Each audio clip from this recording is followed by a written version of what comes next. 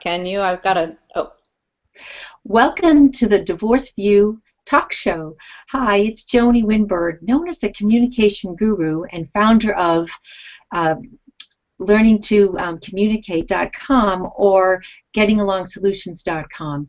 I'm always thrilled to have my co-host with me every week, and we have a great time and have wonderful guests. And Rosalind, Sedacca, I'm thrilled you're here today. Well, thank you, Joanie. It's always fun to do the show with you. I'm Rosalind Sedacca.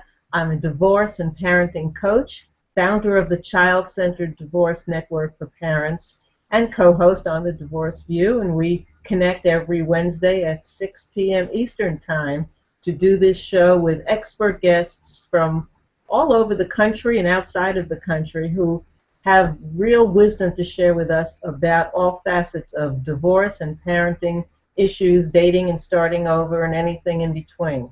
So, Joanie, why don't you tell us about our guest tonight? Well, I'm really excited. We have with us tonight Michelle Eisenberg, and we're going to be talking about the number one thing you must know to thrive beyond divorce. And everyone knows that we're here to support them during and after divorce, and we especially focus on co-parenting. So I'm thrilled to have Michelle on the show today because we're always wanting to know more of how we can thrive after divorce. So welcome, Michelle. I'm thrilled you're here. Thank you very much, Joanie. Thank you, Rosalind. I'm thrilled to be here with you.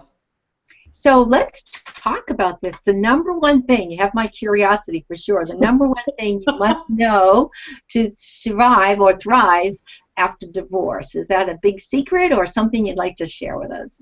Oh, definitely something I'd love to share because I just think that people are sorely lacking in some of the skills that they really need to thrive. And I talk a lot with clients about how their ability to thrive beyond divorce, as well as their children's ability to thrive beyond their divorce, depends in a large part on the parent's emotional health and their emotional habits. And really good good mental health is dependent on good emotional health and healthy and productive emotional habits. And a lot of people find they don't know that they're lacking emotional skills. They don't know that they have unhealthy or destructive emotional habits. But then as they start learning more and we start talking more and I'm either mentoring or coaching them, they realize that their emotional habits are very destructive, and sometimes they even see that it's what led to their divorce in the first place. I was just going to say that. Is it probably something that it just didn't happen after divorce? It's something that maybe they were just never informed about or never learned while they were married or even getting into a new relationship. Absolutely. I use this analogy a lot with people because I've never had this experience, but I know many people who have built their dream home.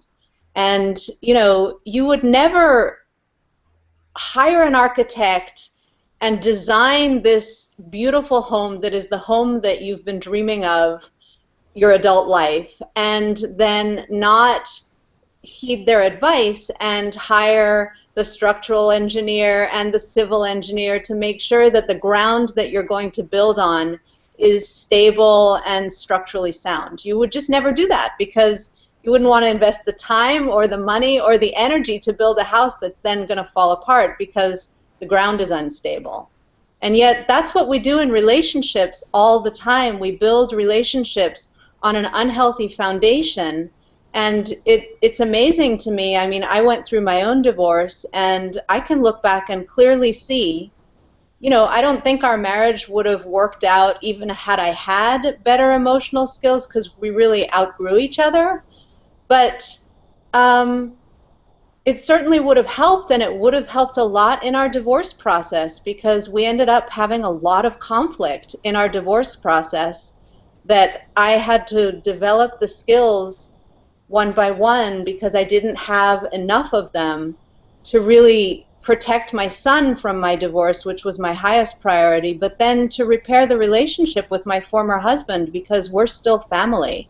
Right. And, we and I really see that, you know, people's ability to co-parent with each other in a non-conflicting way, but eventually in a partnership kind of way, depends on having healthy emotional skills so that you don't have knee-jerk reactions and escalate conflict that you're trying really hard to avoid.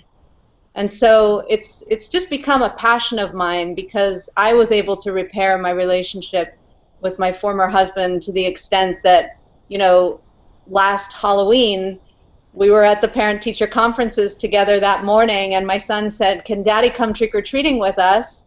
And I said, "Of course he can." And I turned to my now husband and said, "What do you think about inviting him over for dinner? Do we have enough food?" And he said, "Yeah." And so my former husband came over, had dinner with us. We were having so much fun. We ended up trick-or-treating an hour later than we were supposed to. And it was just, it's like, that's what I had dreamed of when we split. I didn't want it to be adversarial for all of our sakes, but especially for my son's sake. I was kind of curious, do you feel as though he was wanting to work with you, you know, your former, to make this happen or to be possible? Is this something that you learned and you acquired those skills on your own, or did he really get involved to want to do the same? It's a great question. You know, I think it's a both and answer. I mean, we both wanted to not have an adversarial relationship. I think that we have different approaches to how to make that happen. And I can't speak for my former husband, really, but I know that my approach has always been that, you know, you have to grow yourself into being able to have the situation that you want. And I would say about 14 years ago, when I really started studying with a coach that I had hired I'd been coaching with her for many years already, but I started studying with her because I could never really understand how she was finding the things that she was finding. And it turns out she had studied metaphysics for 20 years. And so a bunch of us asked her to teach us how she was seeing what she was seeing. And I really came out of that experience understanding that really nothing changes until you do. And so when I saw that our relationship was chaotic, full of conflict, and we had, you know, it took us 4 years to get divorced. We took each other through the court system twice, not once, twice, and we were barely speaking. And we only spoke when we absolutely had to. And I just said, boy, you know, this has absolutely got to change. And I already had the priority. I had two priorities when I left my marriage. The first one was to protect my son from the impact of my divorce as much as I possibly could, from the negative impacts. Because I grew up a child of divorce, and my parents shared custody over 2 continents, which was really hard. Wow. And so I'm very sensitive to how divorce can impact children even when the parents get along, and how it's just so detrimental when the parents don't get along.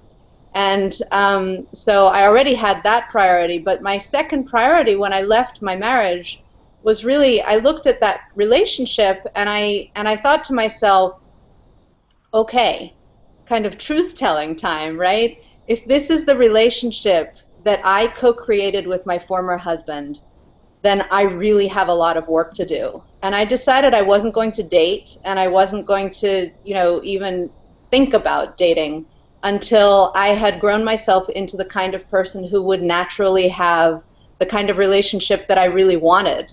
And so that meant developing a whole new skill set and a whole new way of being in relationship that actually wasn't that hard to develop. It just took me time to find my way, and I used my divorce and the conflict that we were going through as fuel to really build those skills because I needed them in the moment. And so, yeah. I love your story, Michelle. It touches my heart because as founder of the Child-Centered Divorce Network, that's what we're all about, helping parents get that aha moment, using their divorce as a catalyst for moving ahead in life in the most positive ways and gaining greater awareness about the impact of divorce on their children so that they catch incidents and situations really early on before they fester into wounds that can be very, very detrimental for the kids. So everything starts with awareness, with consciousness, and your story is a wonderful reflection of that at the very best. Unfortunately, as we both know, divorce doesn't always work that way in every situation, and not everyone chooses to put the effort into co-parenting when it's challenging. And we get very caught up in being judgmental and self-righteous and staying in the mindset that we were in when we got the divorce, rather than realizing that this co-parenting relationship is a lifelong situation for us, and if we move it into the level you did, how much better it is, what a gift it is for our children. And also, I look at it that all three of us have done the deal, and that's why we've moved on. That's why we're doing what we're doing to support people during and after divorce, because we know it works. And yes, we've all been through that process of looking in the mirror, saying it has to start with me. It's all not always fun or pleasant, and we have to go there. But we know with the big picture ahead of us that we will be happier in the long run, and so will our kids. So it is a difficult step to even just consciously say, I'm going to do it, or I need to do it. Yes. If people can come to that point, whether your former even wants to do that or not. Now, in my case, he has done kind of his own thing, but I'm not convinced of looking in the mirror. But you know what? It doesn't matter. He's happy, moved on. I'm happy, I've moved on. But yet, one of us has done the deal to know how to really help that process of getting along, even if the other one hasn't consciously said, I'm going to work on me. But that's a big step. It is a big step, and I think that the good news about this, about what you're saying and about what I've been saying, because I don't think that my ex-husband did a lot of personal growth. It just wasn't his orientation. It's been I'm a coach, so I believe that you can only take your clients as far as you can go yourself. So I've always been growing myself, and that's perhaps part of why our marriage didn't work, because I was on a mission to grow myself. But I think the good news in what we're saying here is that you really only need one person to make the changes, and as a result of making those changes and growing yourself and showing up differently in the relationship has no choice but to change itself around how you're showing up differently. Mm-hmm. And that's fantastic news, because you don't have to be stuck in, worry or doubt that it wouldn't work if you're the only one who's motivated to make those changes and to grow yourself. I think the other piece of good news is that all of the skills that I find I needed to navigate my life post-divorce with my former husband, as well as my son, because there were times where it was difficult, and we had power struggles, and we had conflict. There was a point in time where I was so despairing, because our parenting styles are very different. So my son is going back and forth between two homes where there are both very different parenting styles, very different relationships with structure and routine and boundaries. And, when you go back and forth between an environment where anything goes and you can play video games for 8 hours a day if you want to an environment where you cannot, and that's not okay, you're bound to hit some conflict. And so, there also I was really motivated to just develop new skills because I wasn't willing to lose my relationship with my son and just have it be like that. Plus, I can just see how confusing that would be for the child or the children. Oh. It's like, we love you both. I want to love you both. Who's right? Who's wrong? Who should I listen to? What should I do? It's almost like they have to figure out, okay, I'm at my dad's house, so this goes. I'm at my mom's house, so this goes. And that's a lot of work for a little kid. It's a lot of work, and it also, I think one of the problems that it brings up is this question of divided loyalty. Kids end up in this situation of divided loyalty, and who are they going to be loyal to? Whose way is better? And one of the things that I had to, and I worked hard to do this, because when my former husband and I were going through all that conflict, my attitude towards him was not that great. And we were able to insulate our son from the conflict completely, which I'm so grateful for. But, I would talk about his dad, and I would find my tone or my attitude to be just not as positive as it was when I was talking about other people in my life. And I just thought, that really has to change so that he's not in this situation of, needing to decide who's better. And when I finally got to the place where I just felt neutral about it, and I was able to talk about, Daddy has his way at his house, and we have our way at our house, and I know that it's hard for you to go back and forth, and that's part of your life now because, Daddy's not going to change his ways, I don't think, and I know I'm not going to change my ways.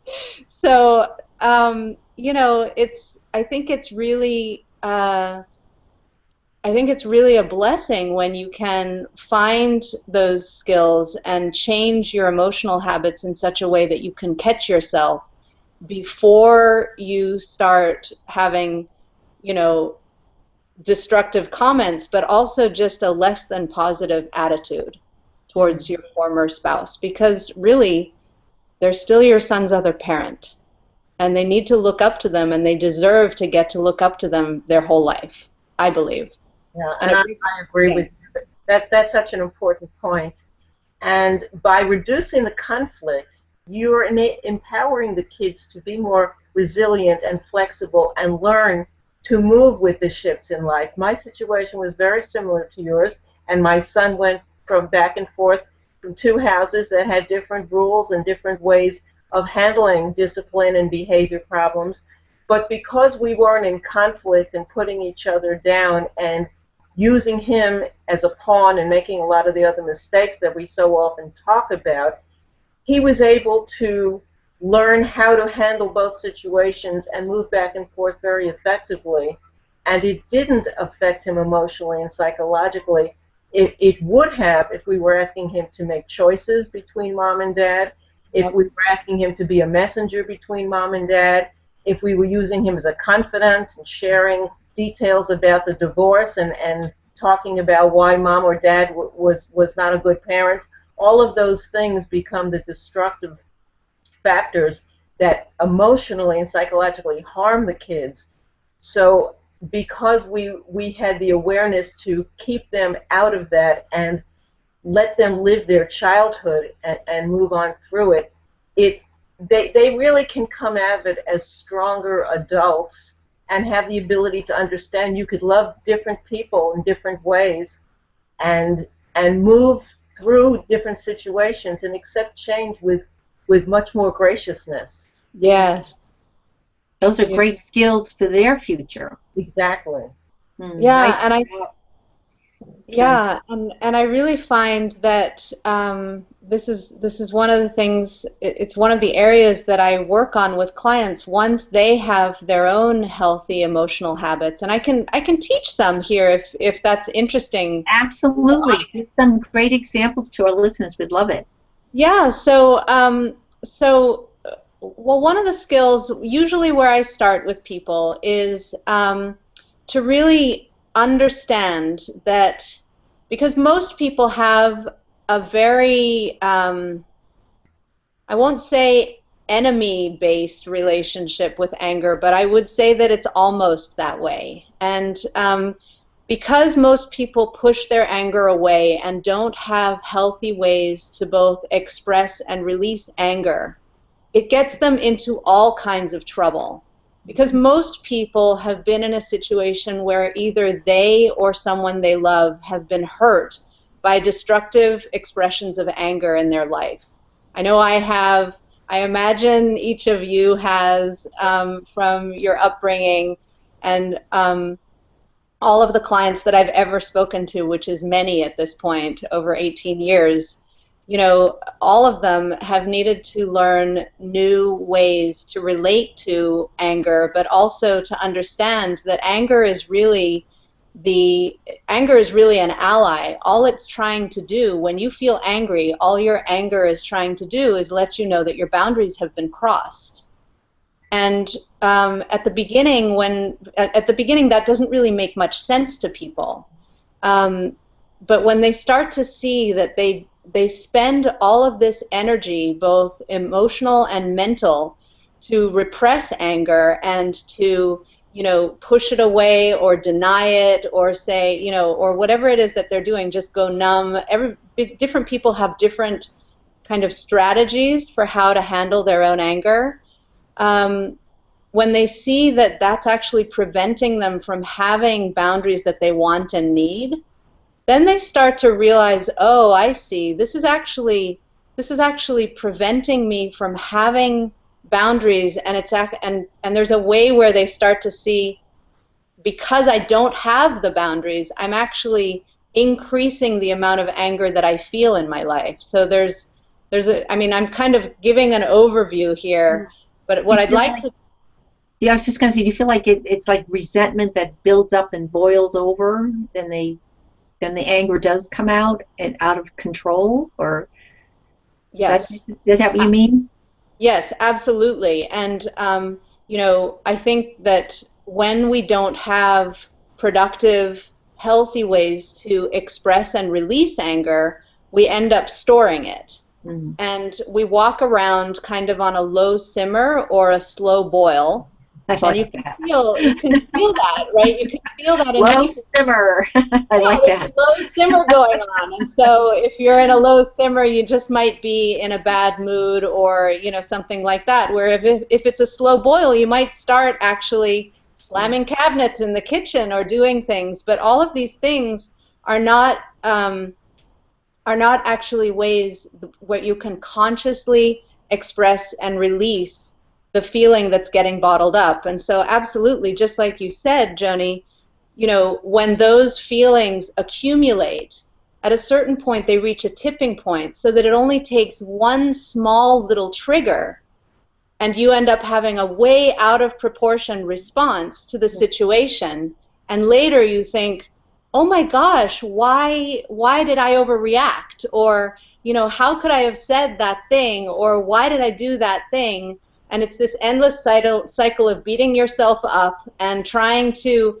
do better, holding it in, and then it accumulates some more until another trigger happens and you hit right? And it's just this endless cycle. And people get stuck in it, and it's all because they just don't have a productive way to express and release the anger so that it doesn't build up.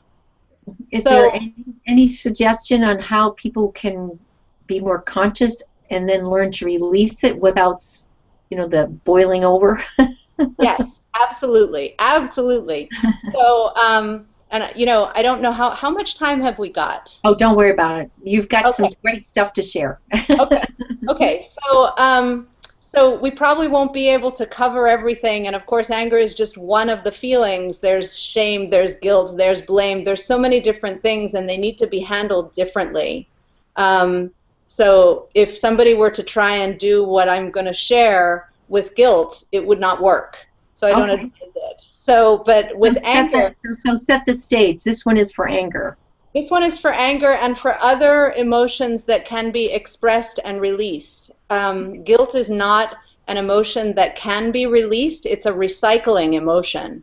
And so it needs to be handled and treated differently. But that's a different discussion for a different day. Right.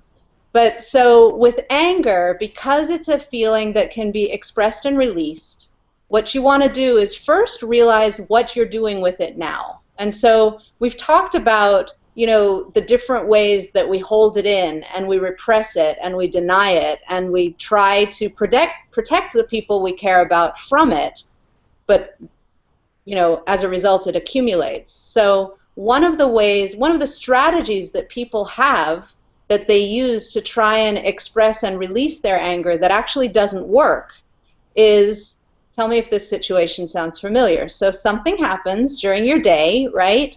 And, you know, it's something that makes you mad.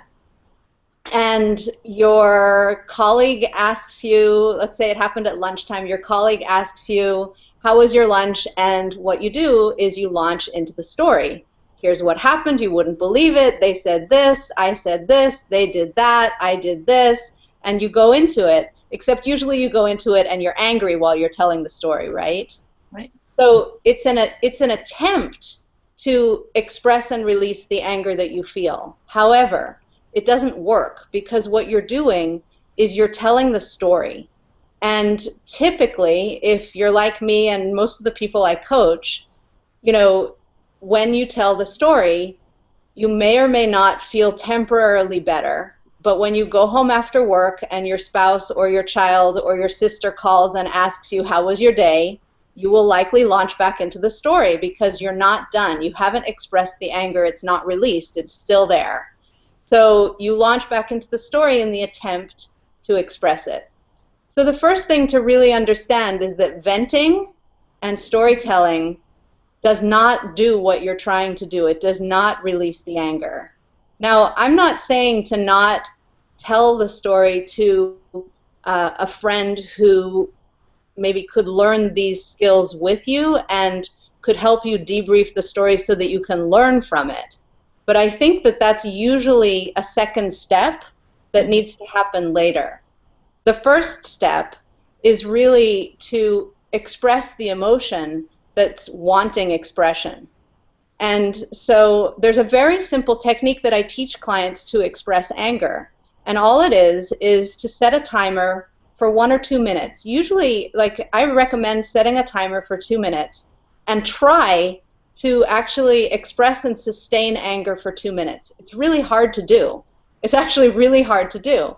We spend hours, days, months, sometimes years being angry about stuff, but if we would just take the time and know and have the skill to take ourselves aside so that we can actually express and release the anger in a way that where no one else gets hurt. So I'm not advocating doing this at somebody or taking it out on your kids in this way. Absolutely not. I'm advocating do this with yourself on your own, maybe in front of a mirror, or if you're an extrovert and you absolutely need to have somebody that you're speaking to, do it with a friend where they know what you're doing, and if a friend isn't available, get a stuffed animal. Or talk to your dog or your cat. Talk to your dog. Yeah, and animals are amazing because they won't take it personally, right? And so afterwards, then after that time, the 2 minutes, then that helps a person feel like they've gotten it off their chest, so to speak, or out of their system? Yes, and what I want to do is model for you what that actually sounds like, because there's some key mistakes that you want to avoid. So one of the mistakes is to set yourself up to launch back into the story. You don't want to do that. You want to stay with the expression.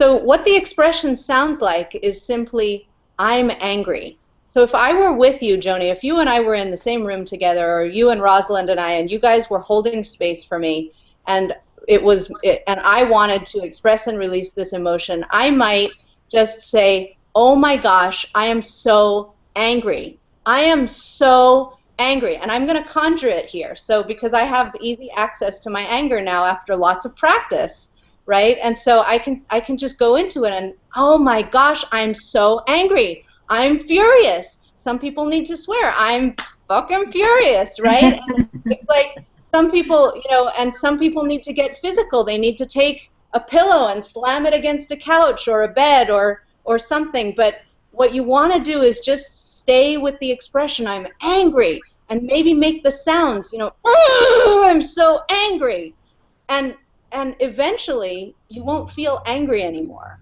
I Because think I feel exhausted.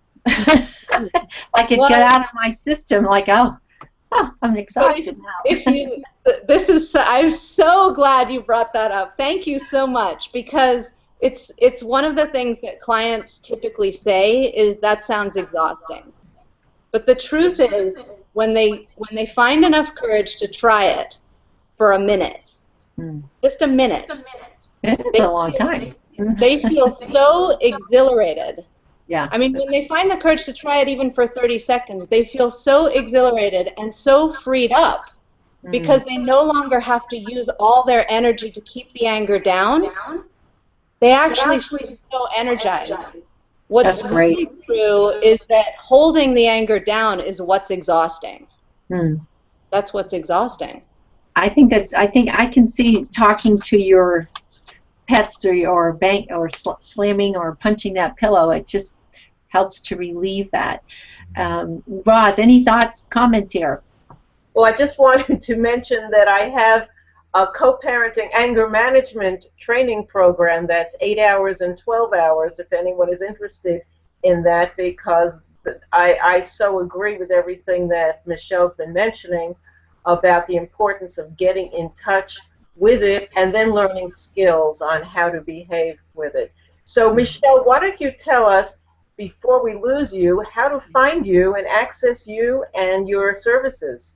Absolutely. So, so there's two places I would point people. One is I'm doing actually a free training that goes more in depth on this topic at thrivebeyonddivorcetraining.com, and that's coming up next week. And even if they go there after next week, after December 18th, there will still be access to that training, so they should be able to get it. There's also a free workbook on my website, which is happyfamilyacademy.com, that walks them through step-by-step 5 ways to use anger productively to actually create connection instead of separation in relationships. And it's a free thing that I give away because I find that anger is the #1 thing that trips people up the most. It's usually where I start in my private and group coaching programs because it's a topic. Definitely. Yeah. And so that's just one of the skills, but there's a free workbook there. I think it's 11 pages that will walk them through and give them a lot of information to actually be able to use their anger productively instead of destructively. That's excellent. And the whole point of it is that Roz and I have talked about all along is really becoming conscious about this, and that's really, to me, the first step. And then getting it out of this system or helping themselves shift, and Roz and I talk a lot about the law of attraction. If you're angry, just keep thinking about all those angry people you keep attracting versus if you're at a higher energy level, all the great people and the happier people you'll attract. So there's so much good information here, and I want to make sure, again, they know what website you said. It's just tell us the website again. Yeah, absolutely. So the first one where the free training is, it's like an hour and a half of free training, is at thrivebeyonddivorcetraining.com. Okay, great. That's what's coming up next week. Yes, and for people who actually want to speak with me one-on-one because they really feel like they need help sooner rather than later, they can actually go to thrivebeyonddivorcetraining.com/apply to apply for a free discovery session where we go into depth about what's holding them back in their divorce and where they want to get to, and we look specifically at what skills they need to develop right away and come up with a plan. Excellent. So that's something that I offer people, and I have a limited number of appointments because I can't do thousands of those, but I'm passionate about helping people who really feel called. So if somebody feels called they can go to thrivebeyonddivorcetraining.com/apply and apply for a session, and they can just mention that they heard about it here on the Divorce View. Yes. Excellent.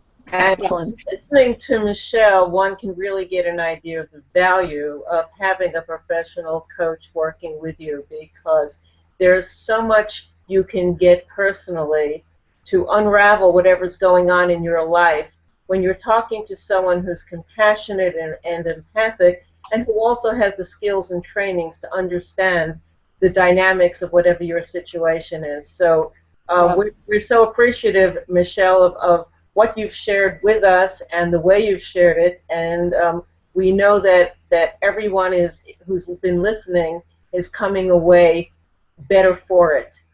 So it's been just a pleasure talking with you and learning with you. Thank you so much. Thank you for having me. I really appreciate it, and I really appreciate the chance to get to know both of you better. It's just thrilled to have you on the show, and also for all the listeners to actually listen to the archives of this show and the many other shows that we have had. Go to divorceview.com. While you're there, you'll get to know about Roz and myself and the different programs that we have to support you before, during, and after divorce. So in the meantime, we really appreciate you tuning in, and we always enjoy having you. So in the next week, we'll look forward to seeing you again, and take care. Bye-bye. Bye. Thank you.